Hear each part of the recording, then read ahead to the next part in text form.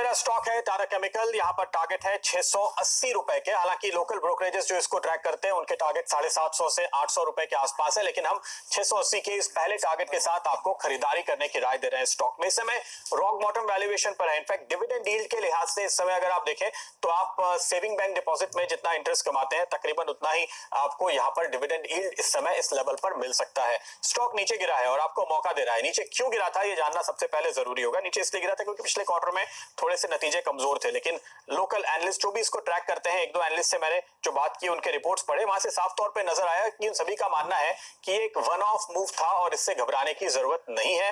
दरअसल इन्होंने ट्रेडिंग का कारोबार सोडा ऐश में अपना बंद किया था और उसके चलते यहाँ पर वॉल्यूम कुछ घटते हुए नजर आए, लेकिन उससे ये साफ तौर पे उभरने में कामयाब होंगे क्योंकि पिछले साल भर का, पिछले 4 क्वार्टर का अगर आप इनका वॉल्यूम देखते हैं, अगर इनका परफॉर्मेंस देखते हैं तो मुनाफा करीब 22% से बढ़ा था। अगर आप पिछले 3 साल का टोटल ग्रोथ देखते हैं तो करीब 26% के आसपास मुनाफा बढ़ता हुआ नजर आया है।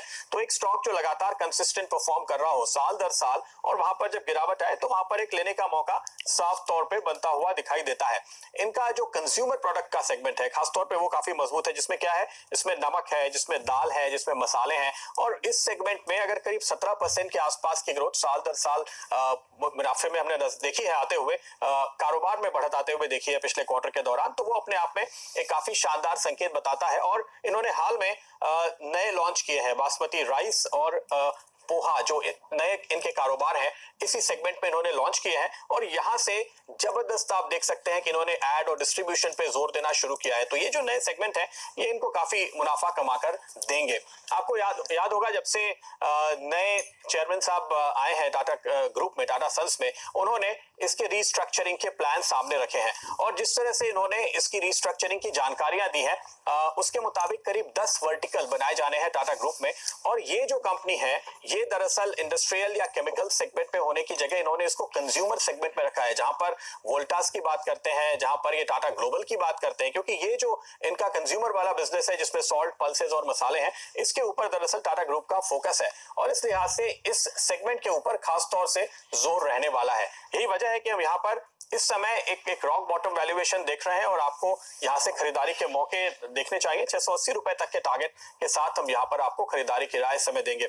समीर, आप ट्रैक करते हैं, इस पर क्या व्यू है आपका?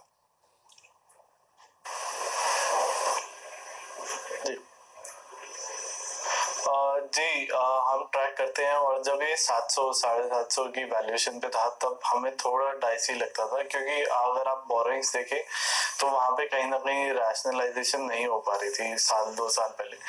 तो अब जब ये एक वैल्यूएशन का हिट आया है और जब नए चेयरमैन आए हैं तो हमारा व्यू थोड़ा पॉजिटिव एंड पे चला गया, क्योंकि अगर आप देखें तो इन्होंने डेट भी थोड़ा रीपे करा है और उसको रिड्यूस करा है।